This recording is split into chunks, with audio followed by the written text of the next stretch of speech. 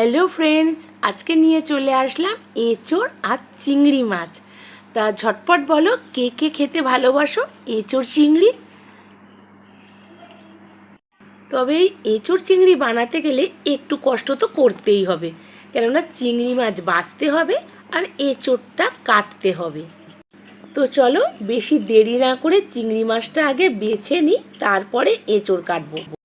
এই যে দেখো, চিংড়ি মাছটা খুব ভালো করে বেছে খোলা ছাড়িয়ে ধুয়ে একদম রেডি করে ফেলেছি। আর এঁচোড়টা কাটতে হবে, তার জন্য আমার যেটা লাগবে সেটা হচ্ছে তেল। হ্যাঁ, এই তেল হাতে লাগিয়ে কাটলে এঁচোড়ের আঠা কিন্তু হাতে লাগবে না। দেখো শুধু একবার আঠাটা, কত আঠা বেরাচ্ছে সেটা দেখছো তো? এই আঠাটাকে একটুখানি আগে মুছে নিই। সেই জন্য আমি একটা কাগজ নিয়েছি, এটা একটা কাপড় দিয়ে হলে সব থেকে ভালো হতো, তো যাকগে ছাড়ো। তারপর যেটা করতে হবে, এই যে লম্বা শিরাটা দেখতে পাচ্ছ, শক্ত এই শিরটা, এটা কিন্তু কেটে ফেলে দিতে হবে। এটা ছোট থেকেই দেখে আসছি যে মায়েরা এইটা নেয় না, এটা ফেলে দেয়। ঝটপট করে সমস্ত এঁচোড়টা কিন্তু আমি কেটে নিয়েছি, দেখতেই পাচ্ছ। আর হাতে তেল মেখে নিয়েছিলাম বলে হাতে কিন্তু একটুও আঠা লাগেনি। তো সমস্ত এঁচোড় আমার কাটা রেডি। তো এবারে এইটাকে সিদ্ধ করতে হবে। তো দেখো বন্ধুরা, সিদ্ধ করার জন্য আমি কড়াইতে নিয়ে নিয়েছি এঁচোড়গুলো, আর তার মধ্যে দিয়েছি জল আর দিলাম একটু হলুদ। হলুদ দিয়ে সিদ্ধ করলে তাহলে যত কষ আছে সেটা বেরিয়ে যাবে, আর এঁচোড়টাও কালো দেখাবে না। তাহলে এবারে আমি ঢাকা দিয়ে দিলাম আর এঁচোড়টা খুব ভালো করে সিদ্ধ করে নেব। তারপর আমি এখানে আলু কেটে নিয়েছি। আমরা যেহেতু খুব বেশি আলু খাই না, সেই জন্য একটু কম করেই আলুটা কেটেছি। তোমরা যে যেমন খাও সেই রকম মাপের নিও। আর এখানে একটা কড়া বসিয়ে নিয়েছি, আর কড়ার মধ্যে দিয়ে দিলাম কিছুটা সরিষার তেল। এরপর চিংড়ি মাছের মধ্যে আমি নুন হলুদ মাখিয়ে নিলাম। নিয়ে সবার প্রথমে আমি চিংড়ি মাছটা খুব ভালো করে ভেজে নেব।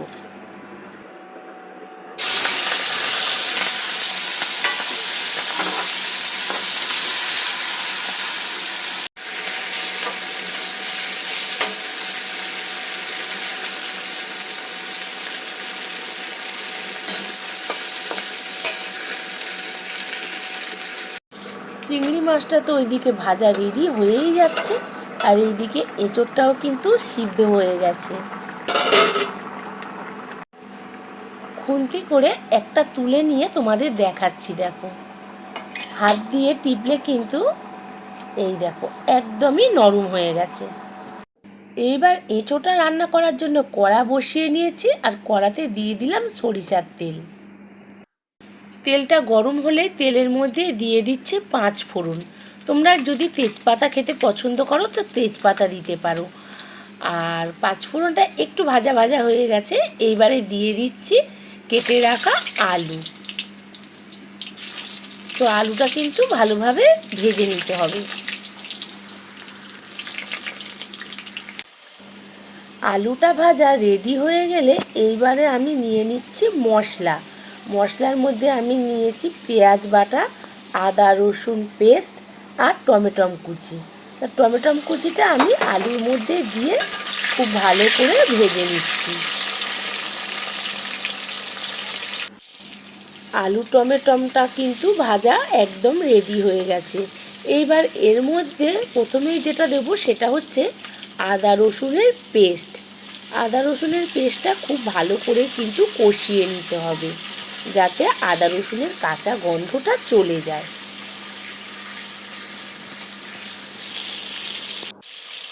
এরপর দিয়ে দিচ্ছি একটা বড় সাইজের পেঁয়াজ বাটা। পেঁয়াজ বাটাটাও আদা রসুনের সঙ্গে খুব ভালো করে কষিয়ে নিতে হবে। কিছুটা কষানোর পর এইবারে দিয়ে দিচ্ছি হলুদের গুঁড়ো, আর তারপরে দিতে হবে লাল লঙ্কার গুঁড়ো। তো দেখো, লঙ্কা হলুদ দিয়ে দিয়েছি, আবারও কষতে থাকবো খুব ভালো করে।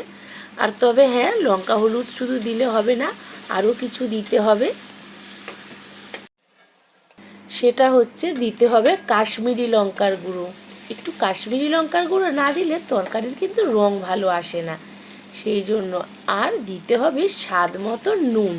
নুনটা তো মাস্ট, ওটা না দিলে তরকারির কি আর স্বাদ আসে? তো সেটাও দিয়ে দিলাম।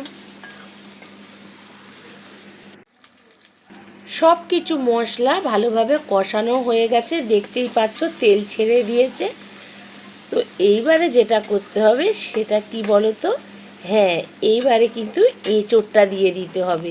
এঁচোড়টা আমি জল ঝারিয়ে রেখেছিলাম। এইবারে এঁচোড়টা দিয়ে মশলার সঙ্গে খুব ভালো করে কষিয়ে নিতে হবে।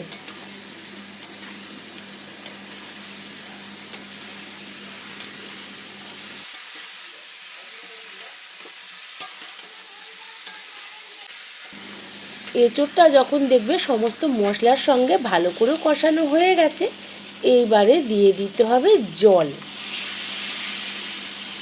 সিদ্ধ করিয়েছি বলে যে আবারও সিদ্ধ করব না সেটা কিন্তু একদমই হবে না। আলু আর এঁচোড় কিন্তু আবারও সিদ্ধ করতে হবে, তাহলে কিন্তু একদম নরম হয়ে যাবে আর খেতে অনেক ভালো হবে।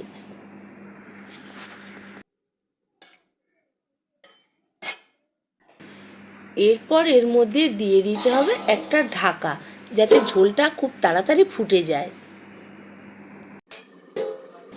কিছুক্ষণ ফুটিয়ে নেওয়ার পর তো চলো ঢাকা খুলে এইবারে তোমাদের দেখাই।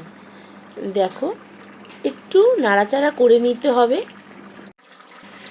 এরপর ভেজে রাখা চিংড়ি মাছটা কিন্তু তরকারির মধ্যে দিয়ে দিলাম, আর দিয়ে খুব ভালো করে ফুটিয়ে নিতে হবে, যাতে চিংড়ি মাছটাও কিন্তু খুব ভালোভাবে নরম হয়ে যায়।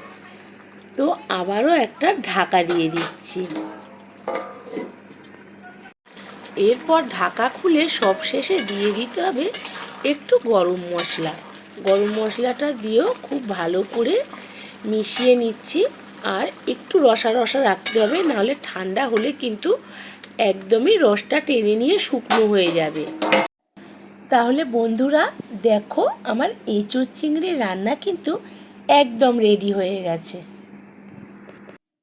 তোমরা কে কে খেতে পছন্দ করো এঁচোড় চিংড়ি, সেটা কিন্তু আমাকে কমেন্টে জানিও। আর হ্যাঁ, আমার ভিডিও যদি তোমাদের ভালো লেগে থাকে তাহলে একটা লাইক করে দিও। আর এখনও পর্যন্ত যারা এই চ্যানেলটা সাবস্ক্রাইব করোনি তারা অবশ্যই সাবস্ক্রাইব করে নিও। তো চলো, টাটা।